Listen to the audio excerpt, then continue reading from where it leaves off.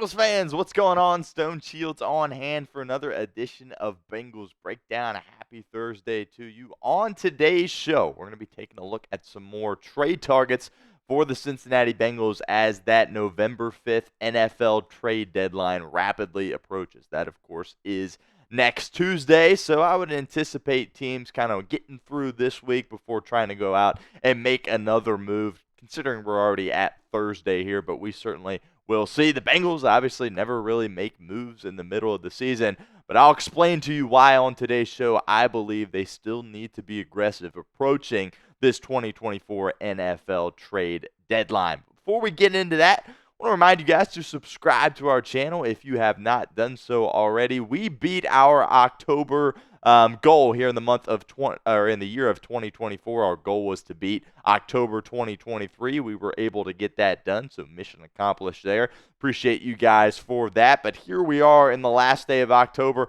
and we're 39 subs away from getting 900 this month. So I think that's a reasonable goal for us here on today's edition of Bengals Breakdown. I think we can get 39 subs on this video alone, so help me out, help yourself out. Hit that sub button, youtube.com/BengalsTV for all the latest Bengals news, rumors, coverage. We got you covered here at Bengals Breakdown. All right, it's still my way of thinking that the Bengals should be aggressive here as this trade deadline approaches. Now, they lose this weekend to Vegas. I'll be here on Monday morning with a completely different opinion. But for now, I still think they should be aggressive. And there's a couple of basic reasons why I believe this to be the case. First up, Joe Burrow is playing the quarterback position at an elite level. He is quarterback one in the NFL right now. Look, I'm not going to get into the whole, Mahomes is better. Yeah, that's totally fine. I understand that. But right now, Joe Burrow is playing the position the best out of anybody in the National Football League. And, of course, the quarterback position, that's the most important position on the football team. And when you have a guy at that spot playing at that high of a level, you always have a chance. So that's reason number one to really be aggressive here if you are the Bengals front office. Also, you have some pieces. I know I kind of tore apart the personnel on this team in yesterday's video, but some pieces are there. Of course, we just talked about the quarterback. Jamar Chase, one of the best wide receivers, if not the best wide receiver in the National Football League.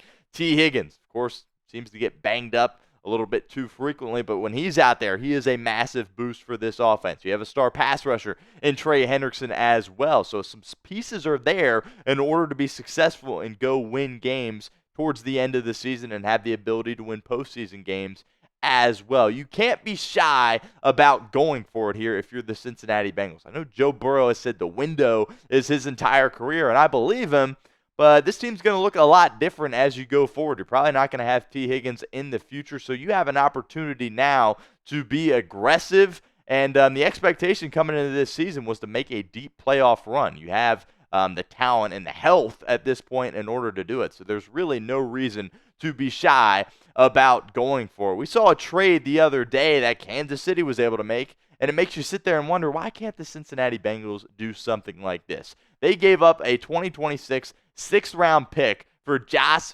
Uche from the New England Patriots. Uche would be a massive boost to this Cincinnati Bengals team. You could pair him opposite Trey Hendrickson, and he could be really a big factor on your defense. And look, the Chiefs didn't give up hardly anything at all in order to acquire him. So there's moves like this, giving up day 3 picks in order to get a nice piece for the short term, something the Cincinnati Bengals front office needs to do, had the opportunity to do here, but once again, Kansas City makes the move, and that's why they're the creme de la creme of the National Football League right now. Leads us to the pinned comment of today's video. Will the Bengals add a piece at the deadline? It's anything like how they've operated in the past? This is a no. I think all of us as fans sit here and hope it's a little bit different this time around. You don't necessarily have confidence in the fact that's going to happen, but sound off for us in the comment section. Type Y for yes or N for no. If that ad comes here on YouTube, that's totally fine. Take advantage of it. Get down in the comment section and let us know what you think. All right, so on today's show, going to be looking at 3 guys. And I know it says for Azeez Ojulari, he is a linebacker. That's technically his position for the New York Giants defense, that slot linebacker, right? But he really is a pass rusher. And look, we had a video probably a month or so ago about Ojulari getting traded to the Cincinnati Bengals. And unfortunately for Cincinnati, his price has probably gone up because he's starting to play more and he's starting to play really, really well as well for this New York Giants football team. Ojulari, of course, a Georgia kid, right? A round 2 pick in 2021. Played a lot to start his career, and it kind of was falling off a little bit. Now he's really back into the rotation for this New York Giants football team, and he's playing really, really well. Has 6 sacks on the season, so his price has definitely gone up. And the Giants have spoke about the fact that they're probably more hesitant to trade him right now because they really view him as a nice piece in their locker room and somebody that they like and could be potentially sticking around going forward. But he is going to be a free agent at the end of the season. And it seems unlikely that another team would offer more than a late-round pick for Ojulari. And, Brian Daboll and Joe Schoen, the people with the New York Giants, have kind of alluded to the fact that, they're probably more content with him waiting and going to free agency because that could help him out a little bit more with a compensatory pick in the draft as opposed to, just getting a late day 3 pick for Azeez Ojulari. But he's a guy that definitely could boost this Cincinnati Bengals defense. Absolutely no doubt about that. And like I said, he's really coming along this year for New York. So would you trade for Azeez Ojulari? Type T for trade or type P for pass. Another opportunity for you guys to get interactive with our show here at Bengals Breakdown. Sound off in the comments section. I want to know what you think. We'll continue with our other 2 names here in a moment, but first, I want to give a shout out to our friends over at Game Time because today's show is presented by Game Time. Game Time is a new feature called Game Time Picks that makes getting tickets to see your favorite teams play live even easier. Game Time Picks filters out the fluff to show you only incredible deals on great seats so you don't have to waste time searching through thousands of tickets. Game Time Picks is the easiest way to find and buy tickets to live events.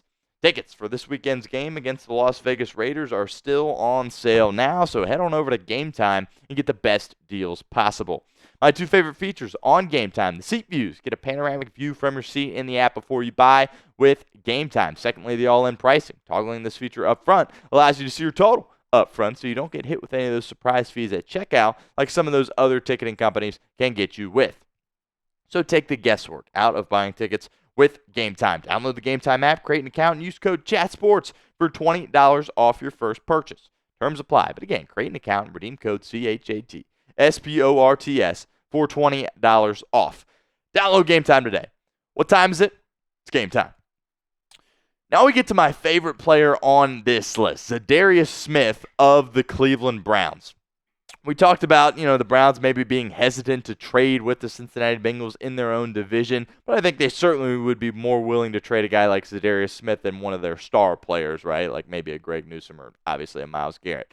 ZaDarius Smith, of course, getting up there in age, but he is still a very impactful pass rusher. And you pair him with Trey Hendrickson, your defense looks totally different. And he's getting paid the vet minimum right now, so he'd certainly be cheap. And all Cleveland has said, all they're really looking for from ZaDarius Smith is a day 3 pick. So if you're Cincinnati, you should absolutely be willing to give up a day 3 pick for ZaDarius Smith to help boost your defense right now. Smith, of course, a 3-time Pro Bowler, spent a couple of seasons in Green Bay, was in Baltimore before that, and has really just carved out a really, really solid career. It's kind of got it from the mud, right? Was in community college for a little bit before eventually moving on to Kentucky, where he got drafted out of in 2015 with in the 4th round by the Baltimore Ravens. So ZaDarius Smith, I think, would be a massive boost to this Cincinnati Bengals football team, and I really would like to see ZaDarius Smith with Cincinnati. He's the guy that kind of excites me the most,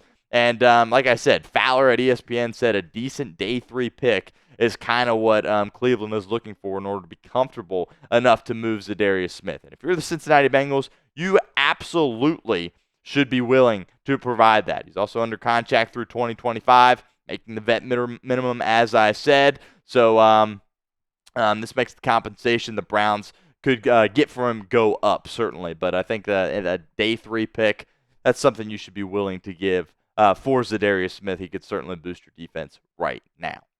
Name a pass rusher you want to trade for. Sound off for us in the comments section. I want to know what you guys think. Let's be realistic here with these ideas, but name a pass rusher you want to trade for.